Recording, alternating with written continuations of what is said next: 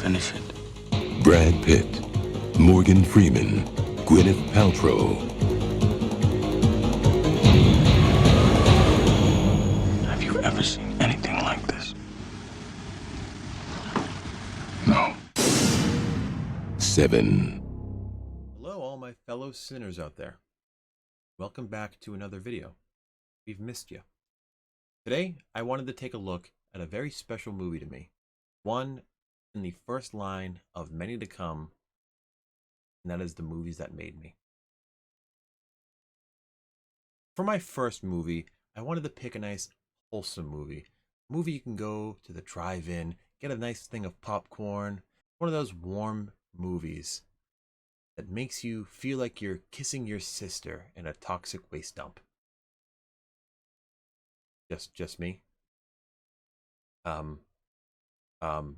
Cut it. Sorry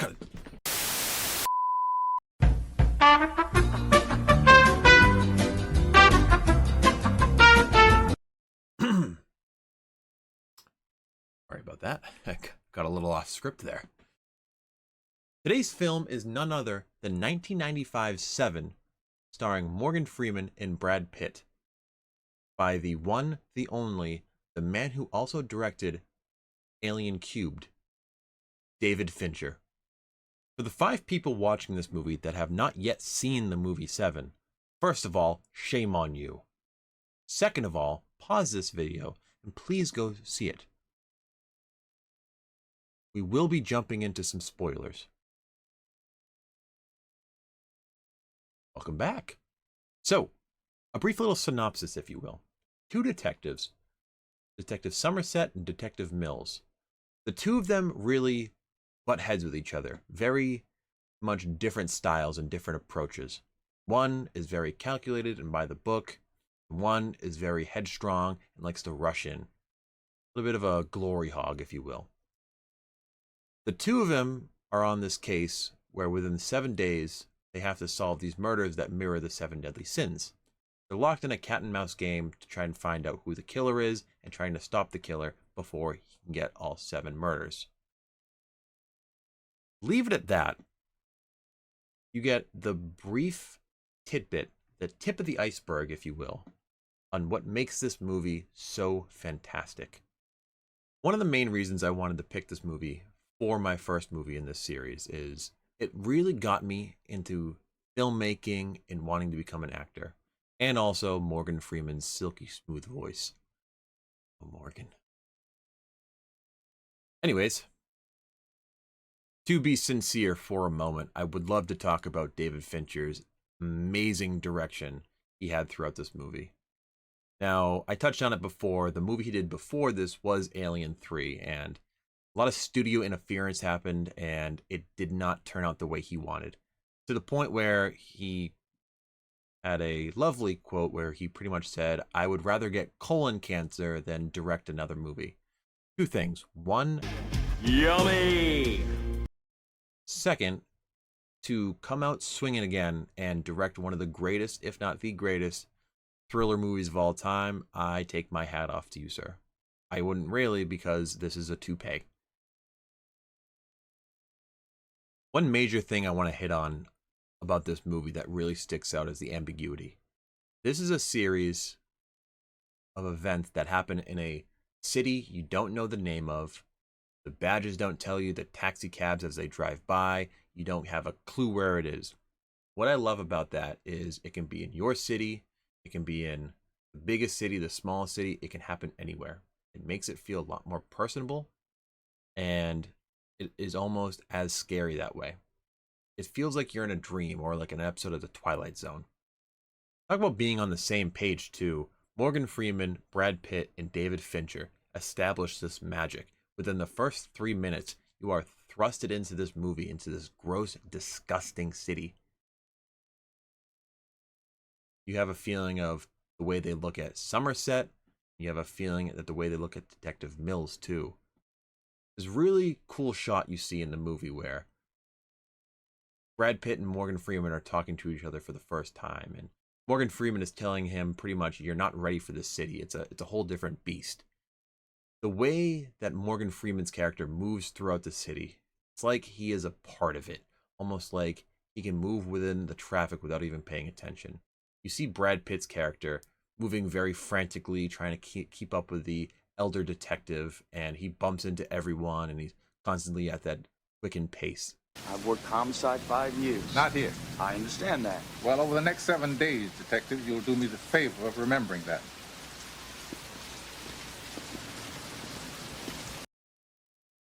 Mills almost sees this city as a proving ground.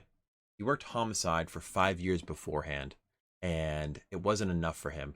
He wants to be the guy on the front page of every newspaper. He watches detective movies of old, probably like a Dirty Harry and John Wayne movies, and sees those guys as his heroes. Like it's something that he sees them as someone he can become. One thing I love about this movie is it really rewards the people that pay attention. You really get, with no dialogue at all, a look at who Mills is and a look at who Somerset is. Just by the way they live, the way they dress, the way they walk, their mannerisms. It's something that was so studied by the characters, and it's something I love to see because it makes these characters feel lived in, like they have been either a part of the city for years or they're brand new to the area. Brad Pitt and Morgan Freeman are not alone in this movie. Some other notable characters and actors in this for sure is Gwyneth Paltrow, who plays Tracy, the wife of David Mills, Brad Pitt's character. She is a great moral compass and the one bright light you see in this dark and dreary town. She is almost pure of heart and is someone you want to see succeed, and it is even more heartbreaking when you inevitably see what the end. And then finally, you get the great reveal in the movie. I'm jumping ahead a little bit, but looking at it now, it's hard. It's the argument that we won't get into now, probably for another video, is separating the art from the artist. I really don't want to touch on what Kevin Spacey has done after this. I really want to just stick to the performance itself and his role as John Doe in the movie. This portrayal of a serial killer by Kevin Spacey is chilling to the bone. Every single moment he is on the screen or you see his murders, you feel like you're watching something out of a true crime documentary. I don't know what they had to do for preparation for this movie. I think the FBI should have looked into this because it is grisly. The gluttony scene in this movie, the first of John Doe's 7 murders. This is something, first of all, don't watch it on a full stomach. You will regret it. This really sets up the barrier that Mills and Somerset have within each other. They approach this crime scene from 2 completely different angles. On one end, you have a calculated procedural approach of someone like Somerset, who's very quiet, likes to take everything in consideration. And then you have Mills, who sees it as a fat guy who ate himself to death, doesn't care about the crime, would rather talk, joke around, and you can see with the other officers he's trying to pick a fight with.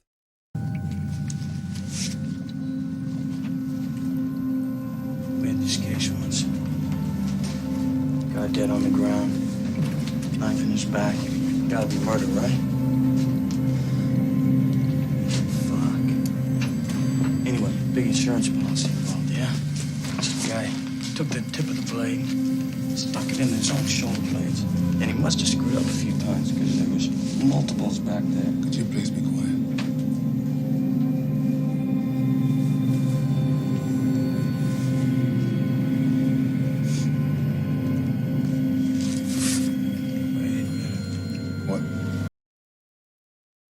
Somerset makes these small remarks and is almost acting as the mentor to Mills. The discovery that this was a murder. Start to see the gears turning in both the detectives' heads. I'm not going to touch on every murder. If I did, it'd be way too time consuming. I'm just going to talk about a few of them that really stick out and really stuck with me over the years and gave me nightmares when I was young. And watching this movie when I was way too young to see, but I caught it somehow and stuck with me ever since. Obviously, the sloth victim scene. It's been talked to death. People have analyzed the scene, gone over it frame by frame. Leading up, the puzzle pieces and the way the movie flows to get to that point. There's no wasted scenes. Everything sets up anything perfectly. What I mean by that, the last victim, they go back to the office. They swear they missed something. They look. They find something with someone's fingerprints. Pretty messed up dude. And they think, we got him. This is it. This is who we are looking for. Then it leads us to our next scene. They get ready to raid this dirty, rotten guy who, in any other case, would make the top billed villain in any horror movie. But you find out that this guy whose fingerprints were at the last scene is actually the next victim. A year ago to this point, when they discover him, John Doe had bound him, cut off limbs, pretty much made him rot there. And the discovery of this victim and the visual, or should I say practical effects that they did to pull this off was chilling, absolutely chilling. This was something that nowadays would have been overly done with CGI, or they would have touched it up with that, and it really would have taken away from the mystique of this overall. This is something that you can see the actors themselves had full-on reactions. I mean, hell, they didn't know if the sloth victim was really going to be alive and dead, and the shock when this corpse reanimates itself was genuine and a real reaction, and that's something you cannot fake. He's laughing at us. You got what you deserved. He's alive! He's alive! The cocksucker's alive! Still breathing! Hands down! Emergency on that ambulance! That was the one murder where, like I said, it felt so real and felt like you're watching a true crime documentary late at night. I've been there before. Another fantastic scene in this movie is the dinner scene between the three main leads. This really sets up as a break point and one moment of levity. A few times. I think he's good. He's efficient. Trace really likes it. Then I start wondering, why will he only bring us here for 5 minutes at a time, yeah? We found out the first night. The soothing, relaxing, vibrating home.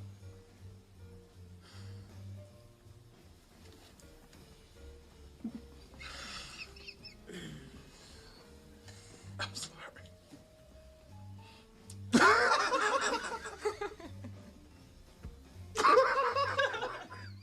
Yeah, all right, laugh it up. Yeah, well, I don't know why you're laughing.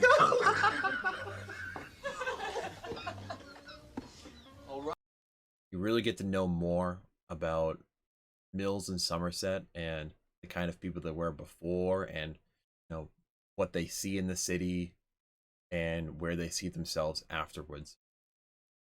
Also very heartbreaking too, knowing the end of the movie.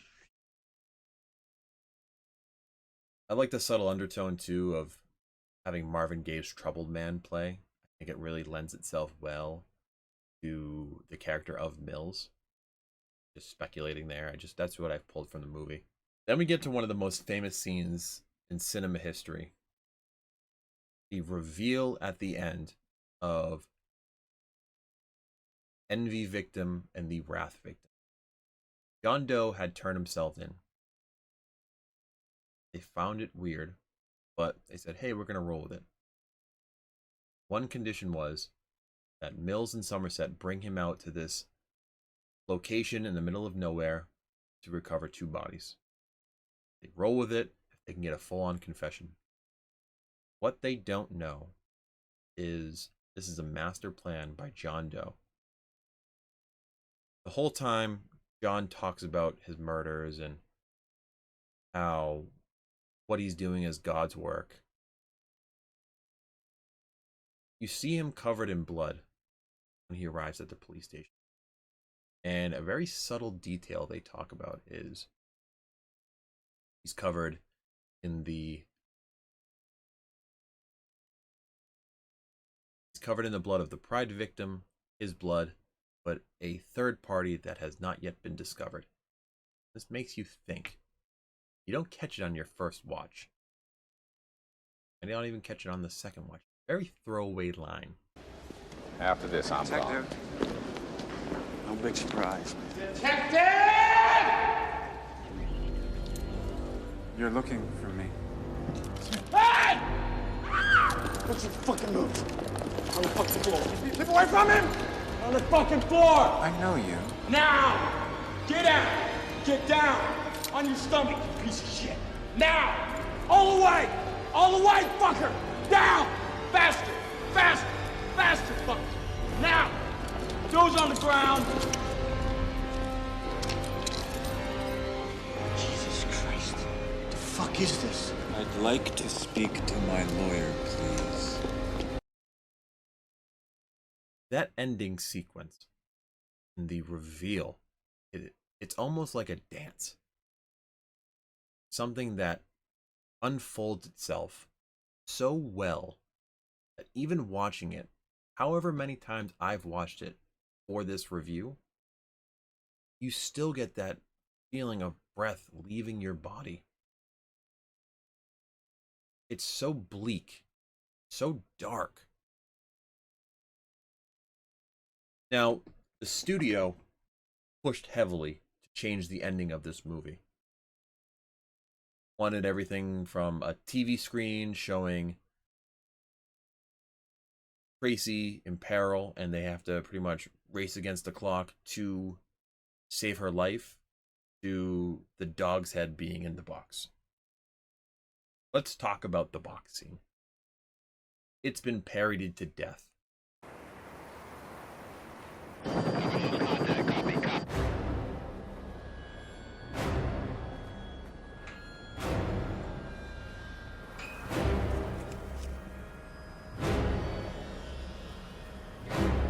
California, stay away from here. Stay away from here now. Don't come in here. Whatever you hear, stay away. The discovery at first through Somerset's eyes and him knowing full well what is going on and realizing that they have lost. They have lost. He had planned this out perfectly, John Doe, saying, I know Detective Mills. And you see this throughout the whole movie. You know he's this hothead. You know he's this guy who wants to settle things physically first. He talks about, envy is my sin. I envy your life, so I took your wife's pretty head.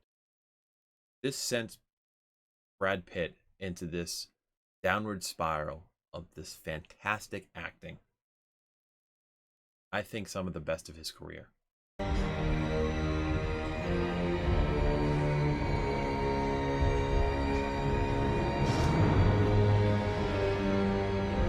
Give me the gun, David.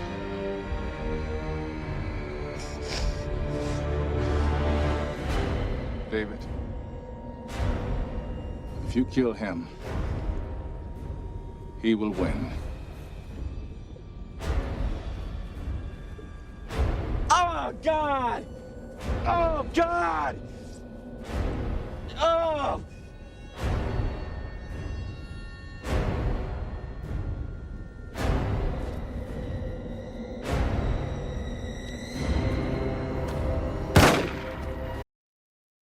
You really get this full-on run of emotions that it's turned itself into a meme, but the meme doesn't do it justice.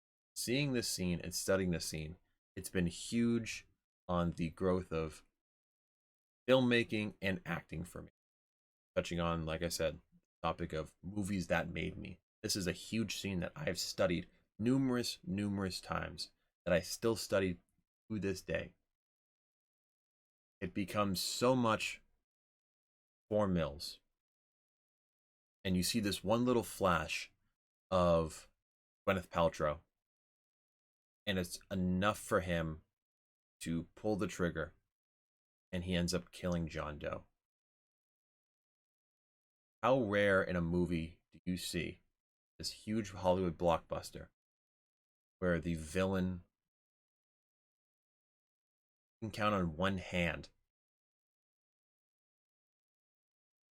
the amount of times I've seen that happen? And it fits the theme of this movie so well. It fits the setting, fits the character study so well. End this movie any other way would have been such an injustice on the filmmakers, on the crew, on the actors. This was the only way they could have ended that movie. And now, 27 years, we're still talking about it. We're still studying this movie. Morons on the internet are talking about this movie still. Without saying, this is probably top 3. At some points, this is my favorite movie of all time. That is why I picked it as the first movie in the long-awaited Movies That Made Me segment. It undoubtedly gets an A+ for me. Glory, glory, hallelujah. If you have never seen this movie, please, I beg you, go and watch it. It is life-changing. It will make you think of filmmaking in a way you've never thought it to be before. Well, thank you so much for watching, guys. That was my review of Seven. My next review out will be on the movie Oppenheimer. If you are watching this, I've probably already seen it, and I'm working on the next video. Surprise. So please stay tuned for that, and thank you so much for watching. I greatly appreciate it. I will see you guys on the next one. By the way, we know if I was a sinner, by the way it takes me so goddamn long to put these videos out, I would be the sloth victim. Let me know down below which victim you would be, which kind of sin you would be. It's too late. I should be going to bed. Love you all. Catch you next time.